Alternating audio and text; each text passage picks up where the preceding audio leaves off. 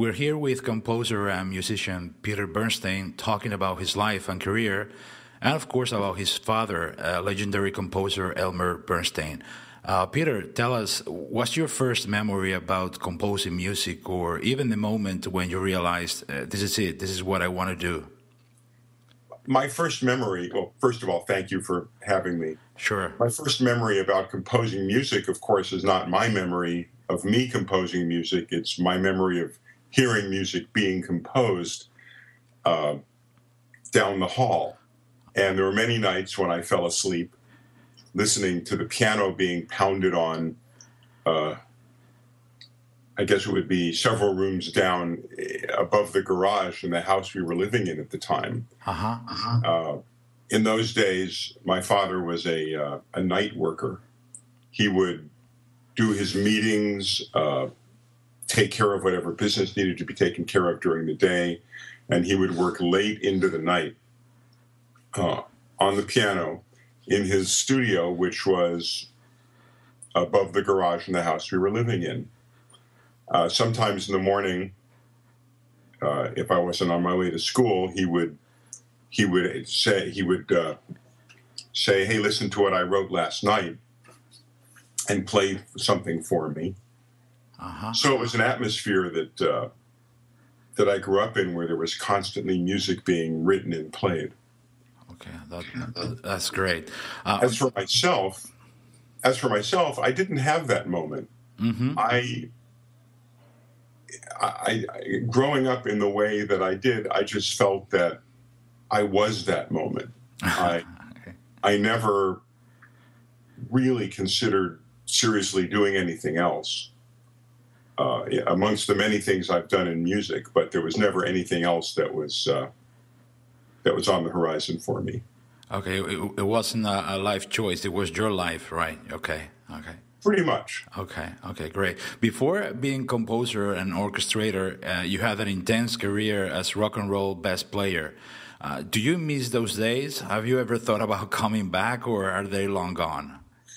Well, I miss those days very much, but I miss those days in the same way that I miss being 23. And that's not coming back.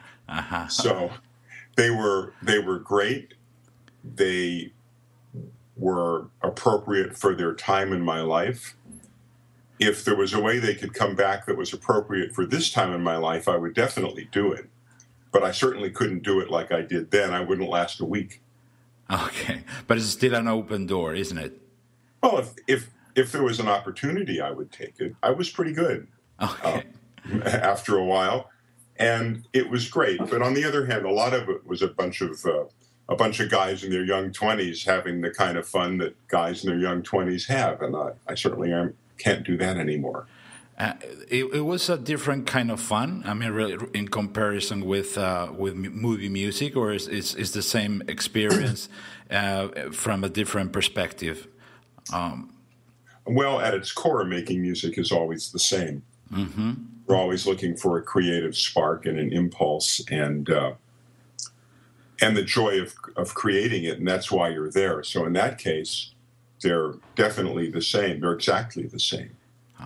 And it can be just as unhappy when you're in a bad situation. The difference about being a rock and roll bass player in those days was that you had the creation of it, and then it was all distilled into that 1 hour or so that you were on stage playing it live. Very different kind of thing. A much more intense, quick release, shall we say. And doing film music is much more low intensity and sustained over a long period of time. Problem with the rock and roll scene was that if you're in a band and you've got 4 or 5 guys in their early 20s, conflicts arise. And you always end up hating each other as much as you love each other. So it's definitely something that has its place in time, and that time is not now. Okay, great. Let's talk a little bit about your father. He was not only a legendary composer, but also a great teacher and inspiration for many new musicians. How do you remember him as a teacher? He didn't teach me at all when I was young. Mm-hmm. That was I took the usual piano lessons and guitar lessons and whatever other lessons I asked for, but he pretty much stayed out of it. I'm not really sure why, actually, to this day. Mm-hmm. I think that part of him maybe thought, well, it's such a it's a hard road, and why put him on it? I don't know. I don't know what his thinking was. I think they wanted me to be a doctor, basically.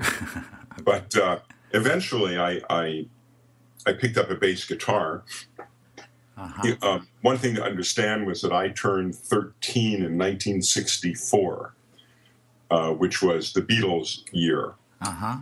So I was in a perfect age and a perfect mindset to identify with that revolution in music.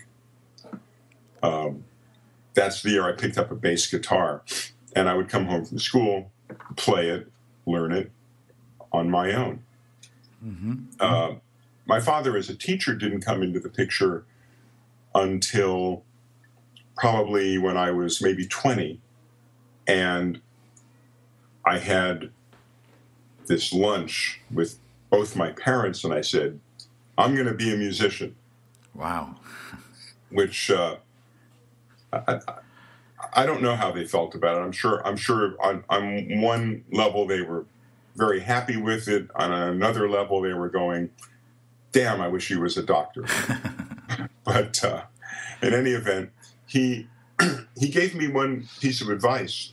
Did he? Okay. Which I give to people now, which is, okay, then learn to do as many different things as you can, because you never know what it is that will pay your rent. Oh, that's a great advice. And I took that advice. And then a couple of years later, I came to him and I said, I want to learn how to orchestrate. Or I've been learning how to orchestrate, actually, as I was doing at school at the time. Mm-hmm. And I had picked out a piece of piano music that I wanted to orchestrate as an exercise, an obscure Prokofiev thing.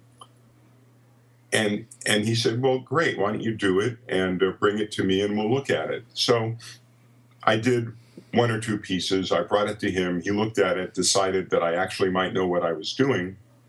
And he sent me to a colleague of his who was a very serious academic-minded composer who proceeded to scare me with the depth of his knowledge.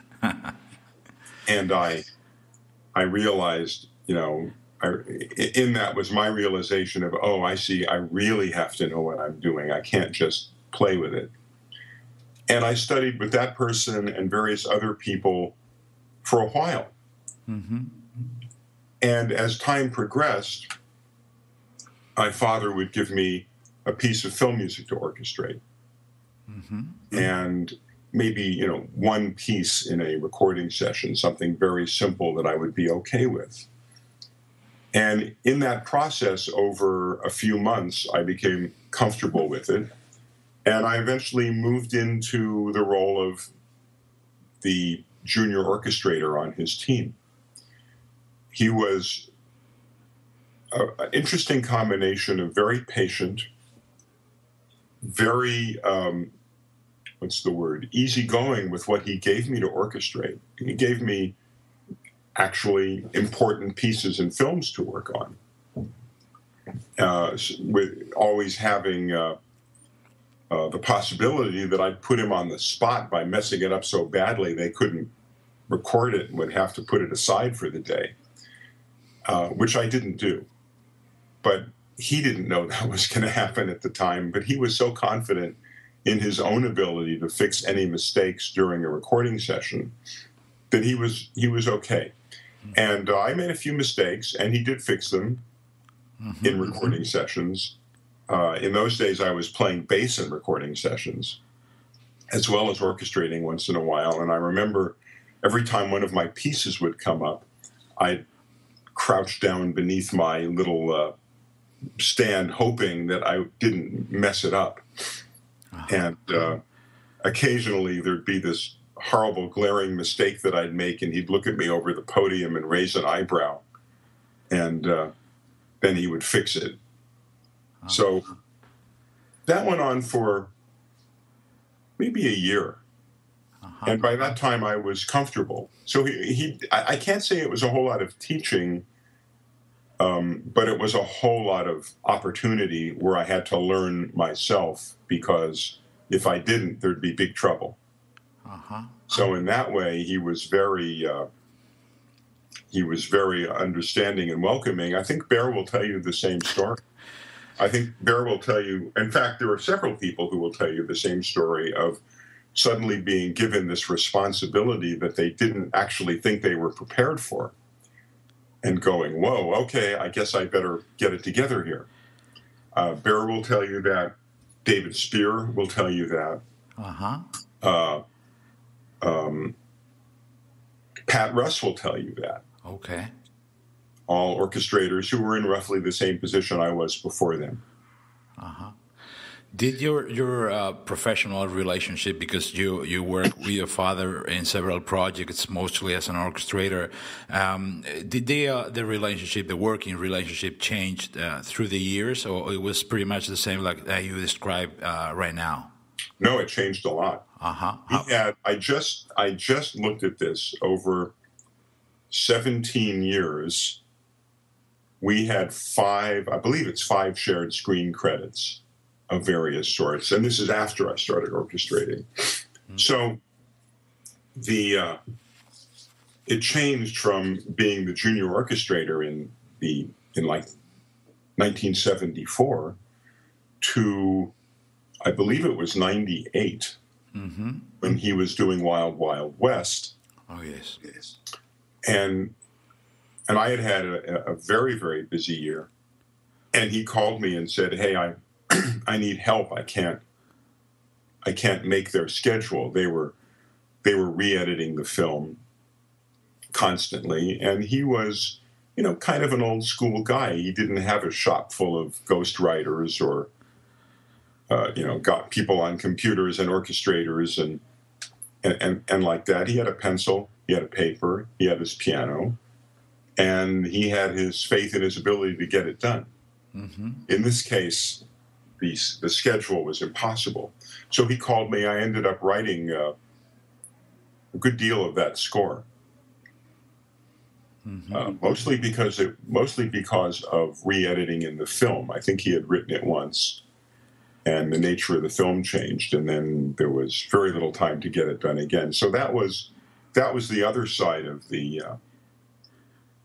of us working together, where we were basically co-composing. Somewhere in the middle of that were a number of times where he would write a theme and I would write a score. So it changed a great deal, or I conducted sessions for him, or he conducted sessions for me, and it became comfortable. It became fun. It was those are always great moments when we could do that together. Was he a tough guy? Was he a demanding partner, or it was easy to work with him? He was amazingly easygoing. Okay. He was amazingly easygoing because he had unshakable confidence in his ability to fix whatever might go wrong. That's great. That's great. Peter, for 10 years, your father was the president of the Young Musicians Foundation and also president of Film Music Museum. Tell us a little bit about his philanthropic side, preserving and promoting the music. He started that pretty much as soon as he could in his career. If you look back in the pages of the trade papers or local publications, he started writing about film music as soon as anybody would listen to him, about preserving the art, about philosophy of what film music should be doing with respect to songs in films. Somewhere in the early 60s, I believe it was, he got into a feud in the pages of Variety with Clive Davis, who was a legendary record guy. Clive had come to town and given an interview complaining that the film community leaves musicians, quote, in the basement, doesn't pay enough attention, in his case, to pop songs or pop artists. And he said something to the effect that perhaps these people should be scoring films. Mm-hmm. My father didn't appreciate that very much. Uh-huh. And he wrote a counter article, which was published in Variety, calling that idea, I believe, insanity, and saying that Davis only wanted to take advantage of a multi-million-dollar business for his clients, and basically he should go away. Wow. And that went on 3 or 4 issues. They went back and forth writing open letters to each other, and eventually everybody kissed and made up. But he was more than happy to engage in that kind of talk on behalf of film music. Let's think about this. The Young Musicians Foundation, I really wasn't around much for. Mm-hmm. That was from 1960 to 1970. And that's from me being 10 to being 20, and I was off doing my stuff. Yeah. But in 1974, I believe it was, when he started the film music collection, that made a big difference. In those days, very little film score was released as recorded soundtrack. And the only ones that the studios bothered with were the ones that they thought would promote a picture or make some immediate money for them. Very few film scores were released simply because they were great film scores. And in 1974, he founded Elmer Bernstein's Film Music Collection as a record club, where for, I believe it was a $10 membership and a promise to buy 2 albums a year for $8 each, you could have access to new recordings. So he went about reconstructing scores from sketches or from partial scores from whatever he could find. He enlisted Christopher Palmer in this. Mm-hmm. And they started re-recording old film scores. I believe the first one was King Kong. And this had never been done before. They did something like 13 or 14 records over the course of time, I believe 6-7 years. Uh-huh. And this was the first time this had ever been done in this fashion. There was another film music recording at the time, I believe it was RCA, I'm not sure, mm-hmm. where they would do perhaps 10-minute suites mm-hmm. of scores and put several together on a record. But that's not what he was doing. He was doing whole scores, reconstructed as well as he could to preserve as much of them as he could on a single album. Now, when you look at that in 1974 as the only available source worldwide, and you look at what's happening today, where every score, deserving or not, is being released in some form, he started that, and he put up his own money to do it, and his own time. When you think about the fact that he was well into his career at the time, had already won his Academy Award, had all his nominations, was the president of this and that, and yet he's running a mail-order record company out of his garage, basically, simply because he wanted to preserve this music. I don't think anything can speak louder than that about how he felt about it. That's amazing in so many ways. Absolutely amazing. Let's pretend that I'm a very, very young composer and I am asking for Elmer Bernstein. How was he as a composer? How was his music? I know it's a very complicated question, but just in a few words, how was his music? In a few words, well, he, from a standpoint of a composer, he went for the essence of a picture with the music. He would look for an underlying feeling or emotion or point of view to emphasize. He was very analytical. He wasn't interested in writing the most complex music. He wasn't necessarily interested in writing even the most interesting music. What he was interested in doing was writing the music that would do something very specific for a movie. For instance, two examples. One was To Kill a Mockingbird. I know this is well documented, but after watching the movie a number of times, he decided that the way to score this movie was from the standpoint of the children in it. Mm-hmm. It takes place in the Depression-era South. He could have just as easily scored it with banjos or something indigenous. But there is not a hint of that in the show. It is all written from the standpoint of the children in it, and that was the choice he made for the music to do something meaningful in the film. Another example is The Grifters, 30 years later. The Grifters is a movie about very unlikable con men and women in Los Angeles lying and cheating each other. He said to me at the time, that's the problem with the film. It's about a bunch of people that you really don't like, so who do you root for?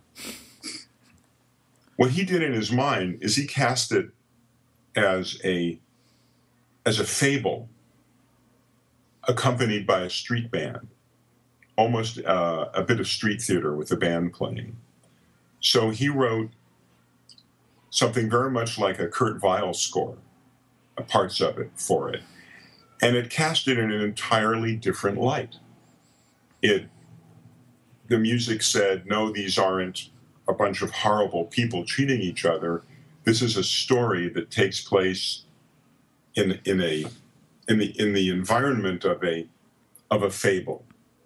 It is something that I can't imagine anyone else thinking that up. I certainly never would have. And it was a surprise to everybody who had seen the rough cut and didn't know what he was going to write, and who then heard it. So that's what he would do with music, is look for something for music to do. The thing he hated most was when he was scoring a picture where the music had nothing to do except fill in some space. Which is happening right now very frequently.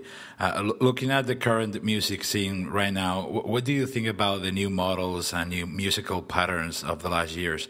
Do you miss people like your father, Jerry Goldsmith, Maurice Jarre, or John Barry? Well, I miss them for many reasons, not the least of which is the fact that these were the people who I grew up with as mentors, and to say nothing of a parent. Yes, I miss that. But everything has its place in time. Uh-huh. They grew up in their turn missing the music that came before them. Remember that in the previous generation, my father came to Hollywood in 1950.